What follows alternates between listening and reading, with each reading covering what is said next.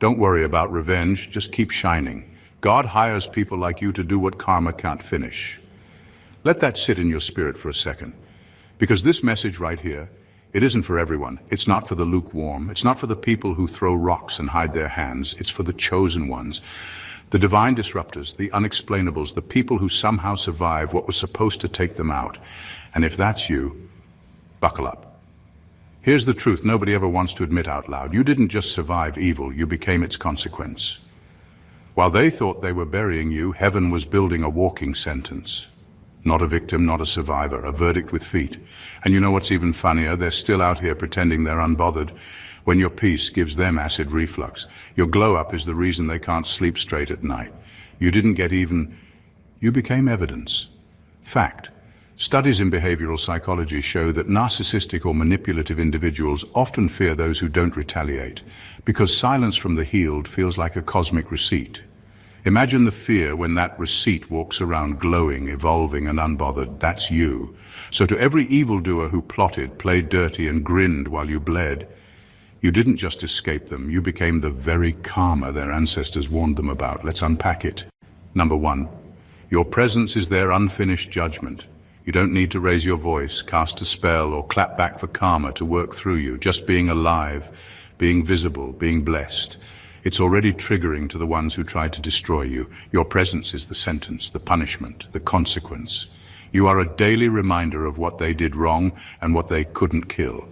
That's why they can't stand to see you win, because your existence exposes them without saying a word. You don't need revenge. You are the reminder that judgment landed, and it landed loud. People think karma is thunder and lightning, but often karma is quiet. It's subtle, and it has a wicked sense of irony, because the very people who once mocked you are now stuck in a loop, replaying your rise, resenting your peace, revisiting their choices. And here's what makes it hit even harder. Nothing about your success feels forced. You didn't beg for attention, didn't fake a personality, didn't need to tear anyone else down to rise. You just became. And that's what makes it sting. They thought you were beneath them. Now you're beyond them. Every room you walk into, every smile you wear, every blessing you carry, it disrupts their comfort. Why?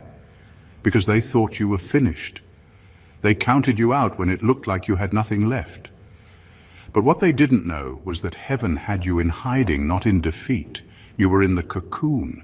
And now that you've emerged, you're not just healed, you're holy ground. They can't touch you without consequences. You are the unfinished judgment that follows them. You're the face they see in their mind when things start falling apart. You are the symbol of what happens when someone tries to play God with a person God hand-picked. And no matter how far they run or pretend to forget, your existence will always whisper, you messed with the wrong one. Number two, you are their mirror, and mirrors don't lie. You didn't ask to be their mirror, but that's exactly what you became. And not the kind that flatters them or filters the truth. No, you reflect what they don't want to face about themselves. That's the real reason they couldn't stand you. It was never about what you did wrong. It was about what you represented. Truth.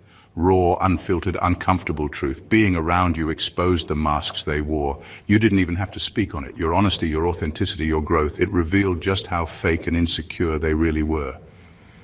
They laughed at you, judged you, tried to make you feel small, but deep down, you scared them, because you held up a mirror to their soul and showed them their lack.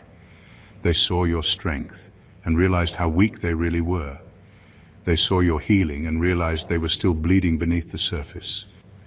That's why they tried to control you. That's why they tried to label you as too much, too deep, too sensitive. It was never about you being too anything. It was them being too exposed.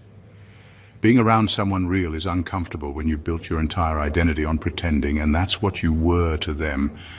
A walking discomfort, not because you attacked them, but because you didn't shrink for their approval. You weren't playing the game, and that's the problem. People who live a lie can't stand someone who lives in truth. That's why they pushed you away or tried to make you doubt yourself. It wasn't rejection, it was fear. They feared what you reflected back at them. You didn't break them. They were already broken. You just made them see the cracks. And now, even in your absence, you still haunt them. Not out of malice, but because nothing stings more than someone who showed them what they could be, but refused to lie to keep them comfortable. You were the mirror they smashed, hoping the truth would go with it, but it didn't, because truth, just like you, doesn't disappear. Number 3, your energy disturbs their demons. Your energy doesn't just enter a room quietly, it shifts the entire atmosphere. Not because you're loud, dramatic, or attention-seeking, but because your spirit carries weight. You're not just another person in the crowd. You carry something that can't be faked. Alignment. And that energy doesn't sit well with people who are out of alignment with themselves. That's why certain people instantly tense up around you. It's not in your head, it's real. Their spirit feels convicted before you even say a word. People with hidden agendas, manipulative tendencies, or dark intentions feel uncomfortable in your presence, even if they don't know why. It's not about you doing anything wrong, it's about your light irritating their shadows. Your peace exposes their inner chaos. Your authenticity threatens their mask. You don't have to expose anyone, your energy does it for you, and that's why you're often met with random tension, fake smiles, or people who suddenly feel the need to compete with you. They can't handle what you carry. You weren't built for small talk or surface connections. Your energy demands depth, truth, and clarity. That alone makes people who thrive on confusion and manipulation feel cornered. It's spiritual. When your soul is anchored in truth, anything false will feel disturbed in your presence. That's why people who secretly don't like you still watch you. They're drawn to you and disturbed by you at the same time. And the wild part, you don't even try. You're just being yourself, and that's exactly why they're uncomfortable. You didn't study a strategy to be powerful. You are powerful. You didn't read a script to be real. You are real. And that rawness, that purity of spirit makes people who operate in pretense feel exposed, even in silence. You're not the problem. You're the filter. And anything fake can't survive long around you without either running or crumbling. That's why some people distance themselves, not because you hurt them, but because your presence forces them to face what they're still running from. Number 4, God weaponized your healing. They thought the pain would paralyze you. They assumed the betrayal would finish you. They counted on the trauma to swallow you whole. But what they didn't expect, what never crossed their minds, was that you'd turn the very thing meant to destroy you into divine power. Every breakdown became a blueprint. Every scar became a symbol. Every silent night you cried yourself to sleep became the forge where God reshaped your identity. Your healing wasn't soft. It was brutal, sacred, and unstoppable. It wasn't just recovery, it was transformation. They thought if they could damage you enough, you'd stay broken. They wanted a version of you that was weak, lost, and easily controlled. They weren't just trying to hurt you, they were trying to disarm you, but God had another plan. The healing you walked through wasn't pretty or peaceful, it was war. And you didn't just come out of it, you came out armed. Now, every scar you carry holds spiritual authority. You've earned your wisdom, you've bled for your peace. You don't just talk healing, you are the proof of it. And that's why they can't look at you without feeling uneasy. Because the version of you they tried to bury is gone. What stands now is someone built by fire, guided by purpose, and protected by something far greater than ego or emotion. You became the punishment they never saw coming. The very healing they hoped would never reach you has now elevated you into a realm they can't touch. You're not just surviving, you're a walking consequence, not out of revenge, but because you became what they tried to destroy. That's the real karma. They created their own reckoning by trying to shatter someone God was shaping.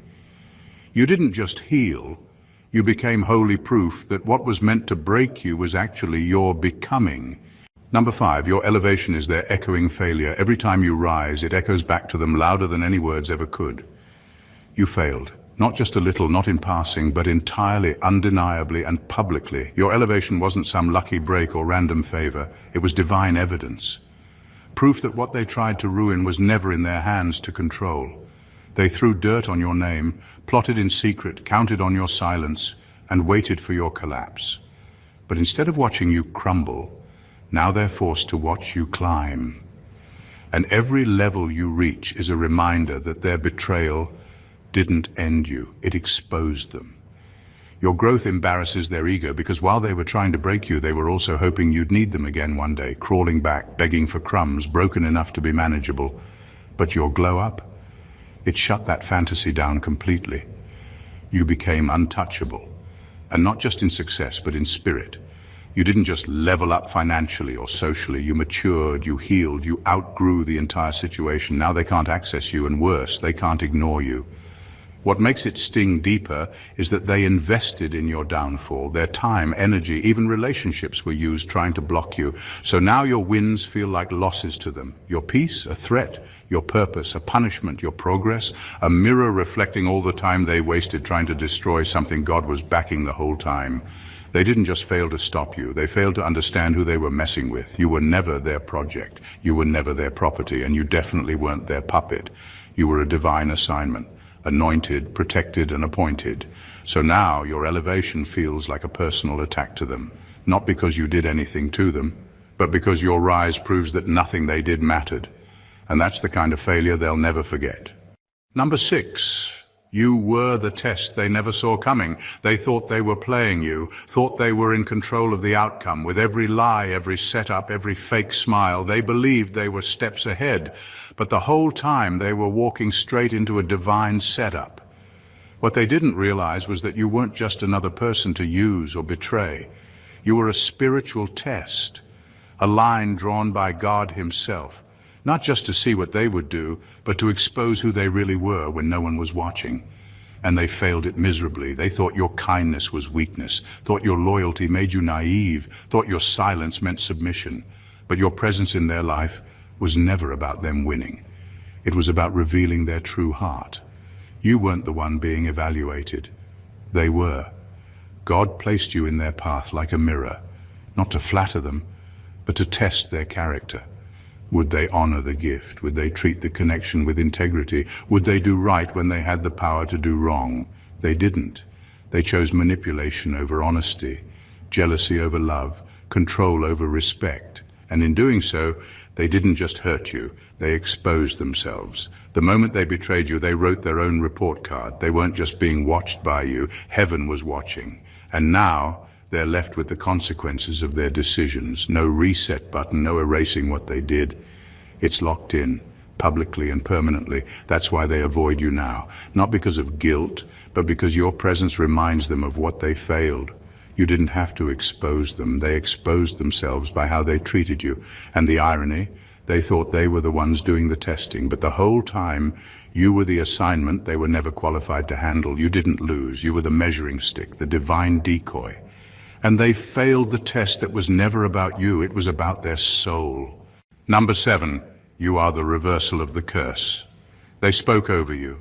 They opened their mouths against you, thinking their words had the final say. They sat in circles, laughed behind your back, whispered lies into ears, and declared your downfall like they were prophets. They wanted people to see you as weak, unstable, cursed, and unworthy. They spoke sickness, failure, confusion, and destruction over your life like they had spiritual authority. But what they didn't realize was that every word they spoke was being recorded in the Spirit, and every single one of those curses bounced back. You became the proof that curses ricochet, that the lies meant to ruin you only exposed them, that every rumor they spread became a mirror showing their bitterness, that every time they tried to defame you, they unknowingly added fuel to your rise. The curses didn't stick because they were speaking over someone God had already spoken for. They forgot the one law they couldn't override. You can't curse what heaven has already called. And now everything they said you'd never do, you're doing. Everything they hoped would fall apart in your life is standing strong. You're not just surviving, you're thriving. You're glowing in the places they wanted you broken. You're laughing in the same spaces they tried to bury you in grief. The reversal didn't happen quietly either. It happened loud enough for the ones who cursed you to choke on their own words. And here's the twist they never saw coming. You didn't have to curse them back. You didn't fight dirty. You didn't match their low energy. You stayed quiet and God handled it. That's the real sting for them. You let grace fight for you, and now you're the walking contradiction to every lie they ever spoke. You're the proof that no weapon formed, even in the form of words, can prosper when you're chosen. Their curse didn't break you, it confirmed you. Number 8, they were judged by what they did to you. They thought they were getting away with it. Thought no one saw the betrayal, the manipulation, the hidden agendas. But what they failed to realize is that when it comes to you, God doesn't wait for a courtroom to bring justice. He makes your life the courtroom. You were the test, the witness, and the evidence all in one. And without ever lifting a finger in retaliation, the truth about them is now plain for everyone to see. Their actions became the evidence. Their decisions became the sentence. They were judged not by your reaction, but by their intention. Because you weren't out for revenge. You didn't fight fire with fire. You stayed grounded, even when they tried to pull you into the mud. And that's exactly why the judgment hit harder. God didn't need you to clap back. He used restraint as your testimony. The same people who tried to make you look crazy ended up revealing how calculated, cruel, and spiritually bankrupt they really are. Heaven watched it all. The fake support, the backstabbing, the attempts to sabotage what they couldn't control. And instead of striking them down instantly, God let them keep digging their own hole with their own hands. Now they're sitting in the aftermath of what they did, not just to you, but to themselves. Because the way they treated you wasn't just a personal offense, it was a spiritual violation. And what's even more wild, some of them still don't understand that the doors closing in their life, the chaos they're drowning in, the peace they can't find, it's connected. Because when they touched you, they touched something sacred. You weren't just another person, you were marked. And messing with someone covered by God isn't just bad character, it's spiritual self-sabotage. They weren't judged by your downfall because you never had one. They were judged by your survival. And now they live in a reality built by their own hands, with you as the proof of what happens when you mishandle what heaven sent. Number 9, your resilience humiliates their ego. They were so sure they had the final word, so confident that their betrayal, silence, sabotage, or slander would leave you wrecked. They thought they had done enough damage to break you permanently. But what they didn't calculate was your resilience. Not the pretty, polished kind, the gritty, stubborn, keep going even with tears in your eyes kind. And now, it's not just your healing that bothers them, it's that you did it without them, beyond them, in spite of them. They needed you to fold to feel powerful. They needed you to stay wounded so they could stay in control of the story. But instead of begging, you rebuilt. Instead of crumbling, you elevated. And that's what humiliates their ego. Not only did you recover, you got better, stronger, clearer, calmer. You walked away from the chaos they tried to trap you in, and you didn't look back. You didn't just survive, you outgrew the entire dynamic. Now they have to live with the reality that their power over you was an illusion. What they mistook for weakness was you giving grace. What they thought was silence was actually strategy. And what they assumed was defeat turned out to be divine preparation. You didn't collapse, you evolved. And they watched it happen while stuck in the same cycle they tried to drag you into. They can't speak on your name now without tasting shame because your growth exposed just how wrong they were. Your resilience destroyed the lies they told about you. It cracked the mask they wore. It put a spotlight on their true intentions because the story they told about your supposed weakness didn't age well in the face of your victory. That's the real sting. They didn't just lose you. They lost the power they thought they had over your spirit. And the worst part for them, you never needed revenge. Your resilience was the revenge, and it speaks louder than any words ever could. Number 10, you're not revenge, you're divine correction. You were never sent to play petty games. You weren't called to get even, clap back, or match their chaos. Your presence wasn't about revenge, it was about realignment. You are divine correction in human form, a disruption to systems built on ego, manipulation, and control. That's why your presence unsettled so many. It wasn't personal, it was spiritual. The energy you carry doesn't just enter a space, it exposes the dysfunction in it. It reveals what's been out of order for far too long, and when you showed up, things had no choice but to shift. You don't operate like everyone else, and that alone made you dangerous to people who depend on confusion to stay in control. Your clarity, it's threatening. Your discernment, unnerving. You weren't supposed to blend in. You were born to correct the atmosphere, and that's why everything around you shakes when you move. Because you're not just walking into rooms, you're walking into battlefields as a silent storm. You don't have to say much. Your spirit confronts things people have been hiding for years. People thought they could play with you and get away with it. But touching you was touching a line heaven had drawn, not because you're perfect, but because you're appointed. And when God appoints someone as a vessel for correction, every environment they enter is held accountable. Not through loud confrontation, but through divine disruption. You were the pause in their toxic patterns, the stop sign in their cycle of destruction. That's why they either tried to change or tried to get rid of you. You didn't come to punish, you came to purify. You didn't come to destroy. But your presence did destroy the illusion. And that's exactly why they couldn't handle you. Because you weren't revenge. You were justice in motion. You didn't match their energy. You exposed it. You didn't retaliate. You reset the entire system. You're not the enemy. You were the divine interruption they never saw coming. Number 11. They're addicted to the very light they tried to dim. They tried to bury you, talk behind your back, made you the villain in stories where they were the real threat. They schemed, sabotaged, and hoped you'd dim just enough to fade into silence. But when that didn't work, when your light not only survived but got brighter, something shifted. What started as envy turned into obsession. They couldn't destroy you, so now they study you, quietly, constantly, closely. They still don't support you openly, but they're watching your moves, watching your growth, watching your glow. Every post, every breakthrough, every moment you rise, they're right there pretending not to see while taking notes. They don't admire you, not in the honest sense. They crave the light you carry.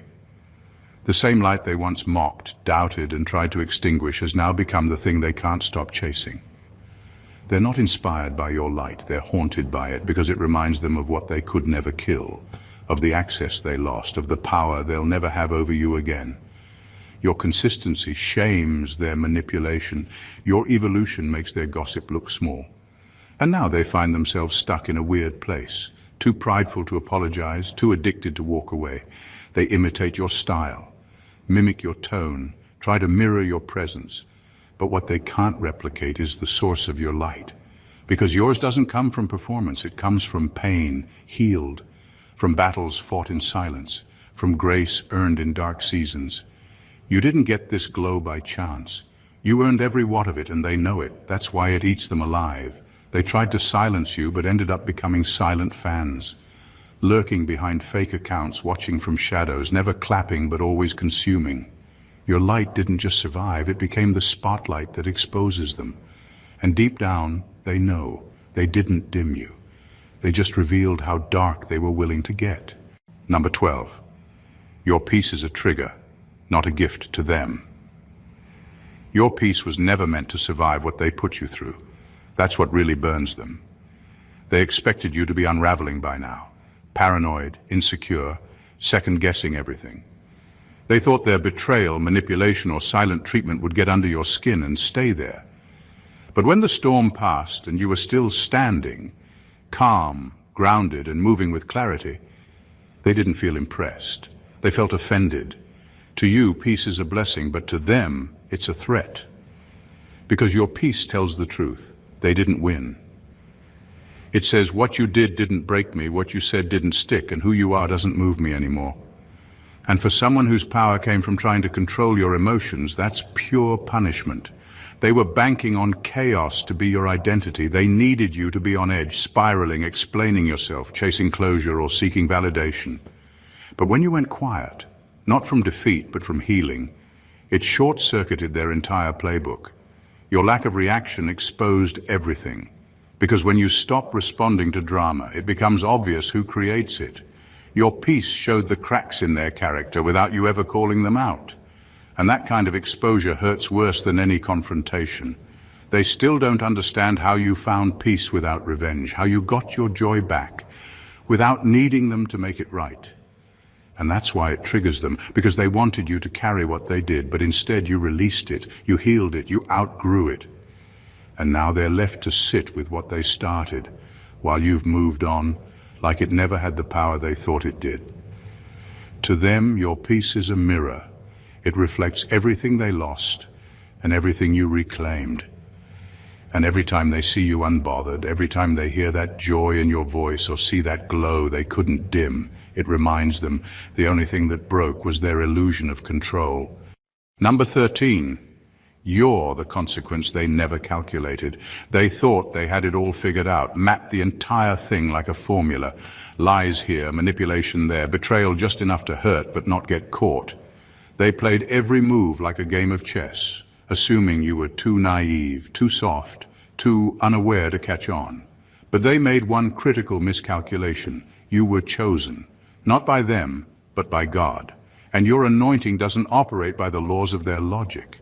You weren't supposed to make it through what they did. You weren't supposed to bounce back. They factored in your pain, your setbacks, your isolation, and thought the sum would equal your collapse. But they never included grace in their equation, never accounted for favor, never saw your resilience coming because they didn't know it wasn't rooted in ego, it was rooted in assignment. And that's what wrecked them. You were the variable they couldn't control, couldn't read, and couldn't cancel.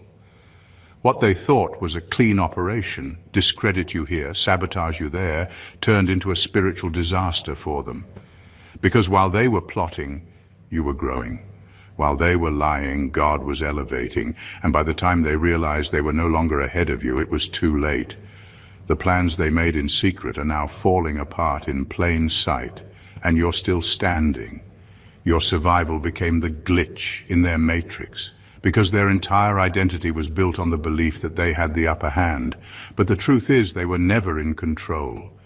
You were divinely covered from the start, and when you're covered, you're unpredictable. They can't track your next move because you're not being led by fear or ego, you're being led by divine instruction. That makes you dangerous to people who operate in manipulation. That makes you the consequence they didn't calculate. Now they're watching you thrive while their plans backfire one by one. They're being exposed by the very trap they thought would bury you. And it's not because you clapped back, it's because you kept walking. You became living proof that you can't plot against a chosen one and come out clean. They did the math. They just forgot one thing. God doesn't use their formula. Number 14. You became the storm they thought they sent. They called for your downfall like it was a ritual, whispered lies into rooms you hadn't even entered yet, tried to isolate you, discredit you, make you question your worth. They thought the damage would be permanent, that the storm they sent would break your spirit, wipe out your confidence, and leave you too weak to ever rise again. But the storm didn't destroy you, it rebuilt you, and by the time it was over, you didn't just walk out healed. You became the storm. They summoned chaos, but you came back as the correction. Not loud and reckless, but steady and undeniable. They wanted you confused, but you returned focused. They wanted you shattered, but you returned sharper. You didn't just survive the darkness, they trained you in it. Every hit they sent your way became the momentum behind your comeback. Every lie added fuel. Every attack helped refine your calling. What they meant to destroy you with ended up sharpening your edge. Now the tables have turned, and you didn't need revenge to flip them. You became the reply. Every step you take forward is a clapback without saying a word. Every door opening for you, every room that now honors what they once mocked, is the echo of justice. They see it, they feel it, they know it. You were supposed to fade into the background, but instead, you became the centerpiece of the fallout they created.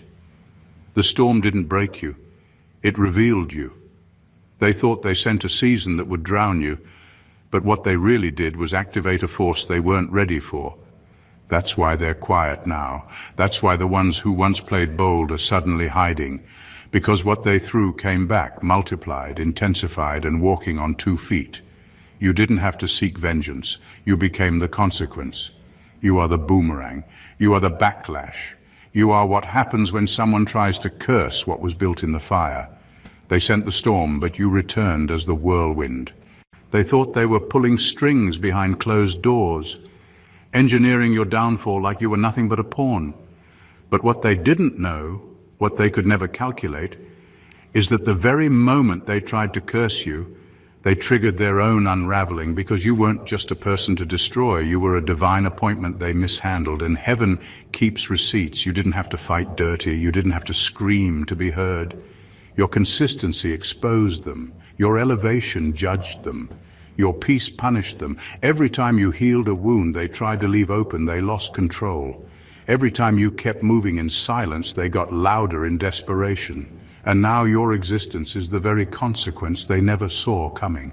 You became the courtroom where their actions testified against them, the reversal of every lie spoken in secret, the boomerang of every arrow launched with evil intent. You weren't just protected, you were weaponized by grace itself. Your healing became their sentence. Your glow became their exposure. Your comeback became their reality check. But don't get it twisted. This isn't about ego. This isn't about proving anyone wrong. This is about divine justice showing up in a form they never expected. Your survival, that's what really stings them. That you made it, that you thrived, that you rose, not by stepping on them, but by stepping into your purpose. You're not their karma because you clapped back. You're their karma because you didn't have to. You became everything they feared you'd be without ever becoming what they accused you of being. Your light exposes, your peace disturbs, your growth convicts. So walk boldly now, not for validation, not for revenge, but because your very presence unsettles the darkness that tried to consume you. You are not here to convince anyone of your worth. You are here to continue, to shine, to lead, to disrupt, to correct. Let them watch, let them lurk, let them feel the weight of your name echo in rooms where they once tried to erase you. You are not their punishment, you are their proof that what God covers, no plot, no lie, no darkness can ever touch. If this message hit your spirit and spoke the truth you've lived, don't keep it to yourself. Someone out there needs this same confirmation. So go ahead and subscribe to the channel for more raw, real, and revelatory content that keeps your soul fed and your purpose clear. Like the video if you felt that power. Drop a comment below. Let me know which part shook you the most or what you've overcome that made you the storm they never saw coming. Your story matters. Your voice is part of this movement. And most importantly, share this with someone who's still healing, still rising, still reclaiming what they were told they'd never recover. Because chosen ones don't gatekeep breakthrough. We pass it on. This isn't just content, it's confirmation. And if you're part of this tribe, you already know we don't fold, we rise. Hit that subscribe button now. Let's grow through it together.